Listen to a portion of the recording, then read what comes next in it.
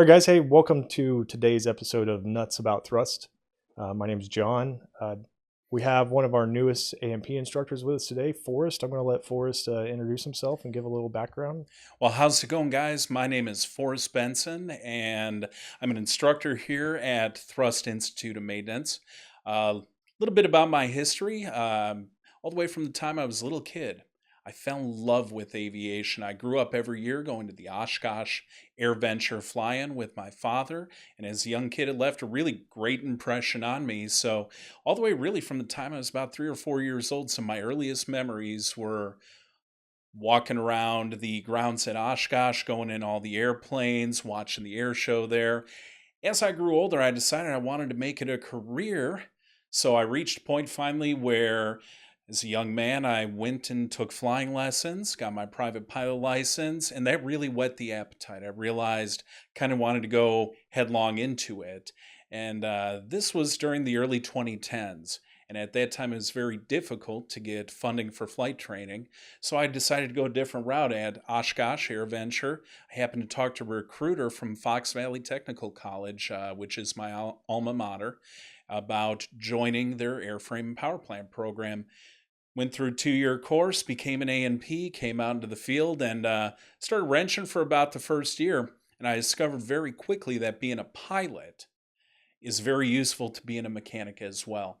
Kind of an expression I always tell students is, what good is a truck mechanic that cannot drive a car? So the ability to fly aircraft and fix them really helped me early in the career. As a result, I moved up kind of quickly, became director of maintenance of a very large flight school in Colorado, moved on from that to start a maintenance facility and build a maintenance department for a flight school in Illinois. During this whole time, I had my own independent business. It was great. Got to buy and sell a lot of aircraft, restore them, literally aircraft that had been abandoned in hangars for 20 years. I would take them, strip them down, repaint them, get the mechanicals good again, new interiors, new avionics, and resell them.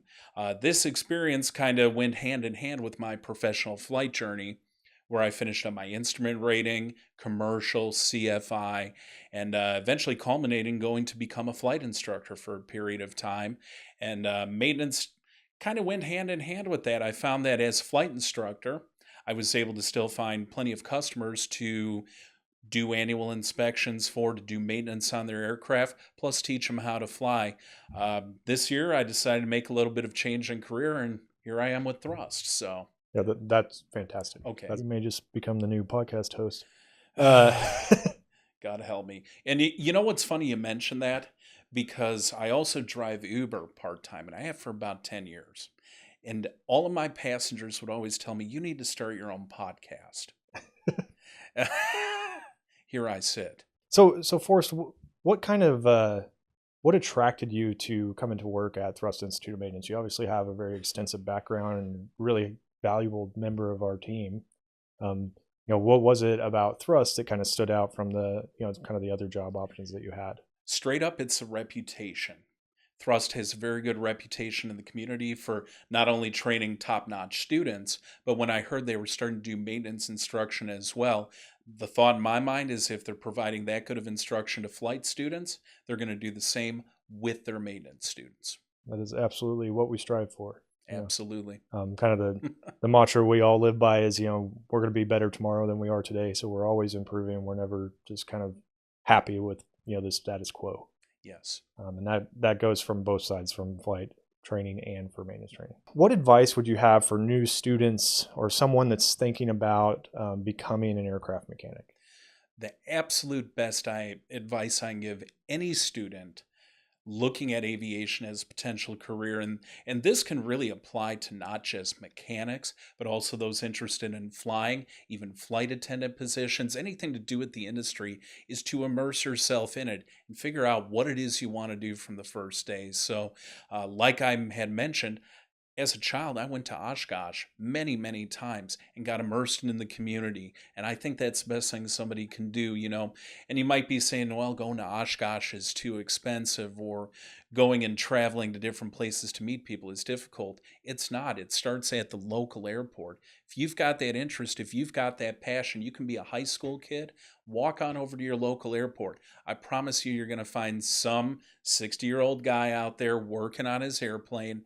And if you're just kind and you ask questions, he'll share his story. He'll let you see his airplane and he'll introduce you to other people that can foster that passion. We've had some recent episodes, and we talk about this a lot, like the mechanic shortage. Um, in your eyes, what is kind of a solution? Where do we need to be going? Who do we need to be talking to get more people interested in becoming aircraft mechanics specifically?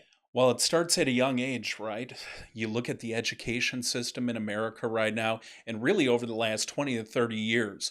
When I was a young man, the high school still pushed the shop wings, right? So in high school, I had engines class, metal class, woodworking class, technical drawing and diagram classes. We even learned how to do drafting and basic CAD in high schools.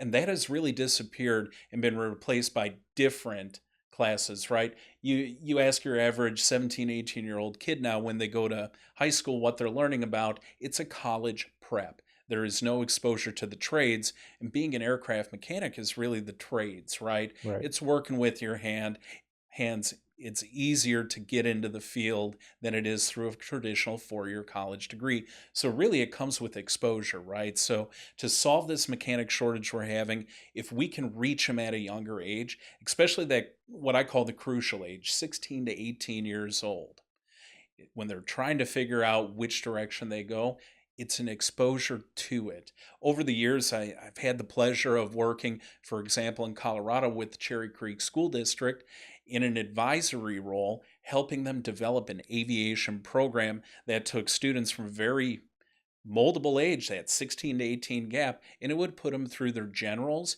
and their airframe by the time they reached 18 years old. They then partnered with the local school to develop them further after that, finish them as A&Ps. So really it's grabbing them at a young age and the exposure. Yeah, we have those relationships. Me and Forrest just came. We were running a few minutes late. We had an ACE camp, so an aviation camp, kind of co-sponsored by the University of North Texas and Tarrant County Community College, and those students just came through and walked through our hangar and kind of asked some questions about aircraft maintenance and what the career looks like.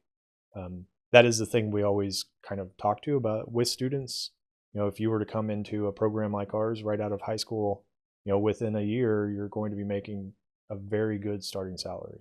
You know, That is a very valid point. You think about somebody that goes to a 4-year degree, be it nursing, be it computer engineering. They're going to spend 4 years of their career fighting to get all the education they need. And they come out into a job market that's no longer as competitive as right? it used to be. So they're struggling for those jobs. Meanwhile, the majority of our graduates, they get through the A&P program. They get to be at the end of their course, likely they've already got one or two, if not more, job offers That's correct. because there is such demand in the field right now. So you're absolutely right with the exposure to the young kids. I think it's wonderful to get them involved coming out to the hangar. I had one young man that came to the hangar and made an awfully good impression on me. He had no idea about aviation maintenance, but after a 10-minute conversation, he tells me this is the route he wants to pursue. So We're providing an atmosphere, not just education, but we're also, we're trying to make good employees as well, right? Like that's kind of part of it. We're teaching them all about all of the different things, accountability, and we had an incident today. We were talking about accountability with the class, and they failed a little bit. We'll have a conversation on Monday with those guys about that. absolutely. Well, it's all about molding souls, Yeah, right? At the end of the day, you've got a young man, and let's face it, young men tend to be full of energy, and sometimes our brain cells aren't connecting with what we're actually doing. And so it's not just teaching them how to be an aircraft mechanic, but also a responsible employee someday. You're absolutely right. right. Tell me a little bit about you guys went out to Southern Rotorcraft Wednesday. Uh, Tell me a little bit about that experience with the students, and what you think is valuable for doing those sort of things with the students. The biggest takeaway I have is getting the students into the field and seeing not only what is the job actually going to look like, right? In a classroom environment, we can show you tasks, we can show you projects, we can give you a piece of the puzzle. But when you actually get in front of a real employer, you see the entire picture and it starts clicking with the students, right? And for some, it can be really transformative. Like we had a couple guys go out to Southern Rotorcraft, and by the end of the tour there, they're already talking with HR trying to get jobs and saying, "Hey, I'm available." And the employers are saying, "Give us a call the day you have your A&P certificate finished." Now, that's a valuable thing. On the flip side, an exposure to a wide array of employers really helps somebody to find their niche. As a mechanic, you kind of follow a niche in your career. You started as a helicopter guy, Right. and that's really been your background. I started as a general aviation guy, and that's been my background. And airline guys tend to stick to that background. But if you don't have guidance in which way you want to go, I've seen mechanics bounce around those first year or two in the field because they Yeah. can't figure out what their niche is. By getting them in front of employers, getting them to see the shops and the facilities, it really sets them on the right track. What is the? I know that you've only been with us for a short time, but what is the favorite thing? Your favorite thing that you've taught so far, or that you're looking forward to teaching? My favorite subject through and through is engines, top to bottom, right? Recip particularly, but I do have a passion for turbine engines. Over my years in the field, I had a lot of apprentice mechanics that would come in, or ones right out of A&P school that maybe they went to an A&P school where they weren't getting as hands-on, so they didn't have the experience to actually troubleshoot an engine, and fostering those mechanics and showing them, hey, look at your exhaust gas temperatures. They're running a little on the hot side.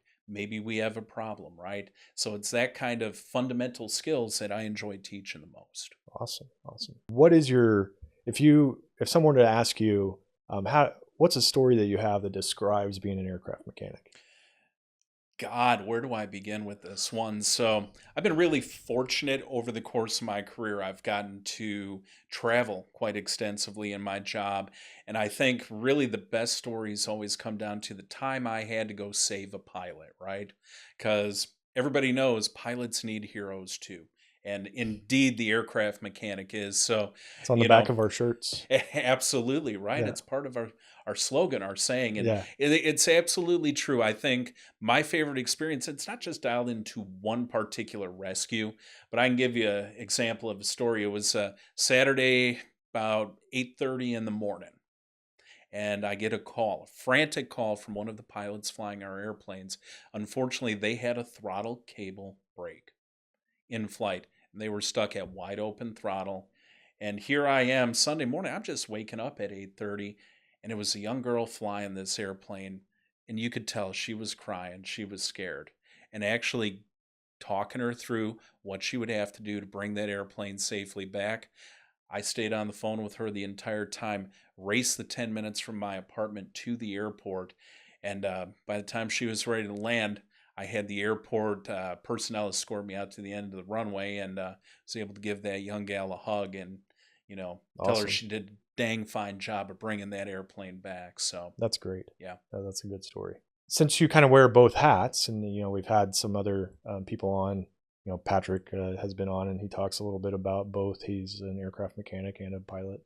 You could talk about kind of the lifestyle difference between being what an airline pilot's life is like versus what an airline mechanic's life, or just a mechanic in general. Absolutely. I can speak to that, right? The question really boils down to where do you want to have more time, right? So, a pilot, you're going to be on the road a lot. You might be spending your child's birthday sitting in some hotel while it's snowing outside and only getting a picture 3 hours after the birthday party took place. Best part about being an aircraft mechanic is your schedule is definitely more predictable. You know for a fact if you're working at a general aviation shop, especially Christmas Eve, you're going to be home with your family. Thanksgiving, you'll be there. You can be done at 5 o'clock and make it in time for your kids' ballet performance or to shuttle them to soccer practice. As a pilot, you don't have that peace of mind. So for me, it's been a balance, and it has to do with the season that my life is in, right? At this moment, I've got young children at home, and being an aircraft mechanic has enabled me to be there for them and to spend more quality time with them and give me the flexibility to do that. If I was a pilot, might miss out on that birthday. I might miss out on the wife's anniversary. And there's season in life for that. And at some point, I will return to flying. There's no question about that. Matter of fact, I'm still flying. I still teach students and still have a passion for it. But at this point in my life, it makes more sense to be where I am at. Yeah. On the backside of that, I know that your wife and kids aren't here right now, so you want to give them a little message, say something to them. Well, So I'll give my wife and kids a message. You know what? you should do it in Annalise, Lisa Spanish. Maria, yo te amo mucho. Yo te extraño mucho. Quiero estar con ustedes. Y te Awesome. amo, mi amor, Liz. What's the most recent lesson that you taught, and how did that work out? And kind of if you could start from initially talking to the students about it, about to when you saw kind of that click point where they got it. Well, it's kind of something near and dear to my heart, being both a mechanic and a pilot, is teaching navigation systems, right? So, how the pilots actually find their way from point A to point B, how do they land when it's cloudy, instrument landing systems, right? And actually having to go over the airspace system with mechanic students, right? It's something I think I'm uniquely qualified to do, being both a pilot and a mechanic. Absolutely. And so being able to kind of share that passion with them is a whole lot easier. I'm educated in both halves. Where I saw it click, and boy, it was great. Actually, today I finished taking some of them out to our Redbird simulator and getting them in there and showing them how the navigation equipment actually works on modern G1000 aircraft. Yeah. And that was the brilliant moment when I showed them how to set up an approach and show what it looks like with no visibility coming to the runway, and how your CDI is giving you that lateral guidance, and you've got the glide slope to give you the vertical guidance, and every single one goes, oh, because you can talk about it in a classroom, Yeah. but until you actually see it in an airplane or a simulator, it's hard to put together for a mechanic, particularly who has no flight experience, what that actually looks like. In this class, we actually have 3 students who had never even flown an aircraft before. Yeah. They've So, never flown in any airplane. yeah, be it commercial, be it private, they've never had that exposure. So it's that clicking moment, and I Yeah. love seeing that. Awesome. One of the kind of the benefits of our program is we are co-located with a flight school, so we have ready access to those Redbird simulators, and we also do engine runs and taxis because we are on an airport. So the students get to, as opposed to a school that's located off of an airport, we put the students in the airplane, they go through and learn how to start it. We make them taxi down to the run-up area, go through a full engine run like you would do before a 100-hour and annual inspection. They have to talk to the tower at a relatively busy airport, and or the ground, I should say. But it's really great kind of experience, and then getting to do it in in one of the thrust flight Piper Archers is even better, because you can turn the air conditioner on, you can see the G1000 and all those things. Forrest could Yeah. talk about. Most schools don't have air conditioned airplanes. No, that's something very unique to Thrust, is the new and modern fleet that Thrust operates. That air conditioning, especially on that hot Texas summer day, boy, makes it a lot easier Yeah. being out there with the students. But you're right. I mean, being in the environment of Addison, particularly, most years this airport's one of the 5 busiest general aviation airports in America and really the greater world. So to have mechanics understand what it's like to get on the radio to read taxiway diagrams, it's essential, as a mechanic, it's possible 4 or 5 times a week in the field, they may have to go start, run, and taxi an aircraft. And definitely schools that don't have access to an airport, they're missing out. Yeah. And even some schools that are on airports, a lot of times don't do those things with their students, just for whatever reason. Yeah, absolutely. Forrest, as we kind of wrap up here, we always like to ask all of our guests, what's a tool that you can't live without? My coffee cup. Straight up, cannot live without it. I need that cup of coffee in the morning, but I think it speaks to the attention an aircraft mechanic must give, right?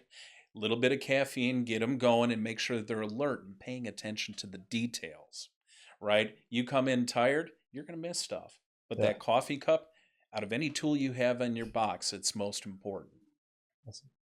How do you take your coffee? Black. Okay.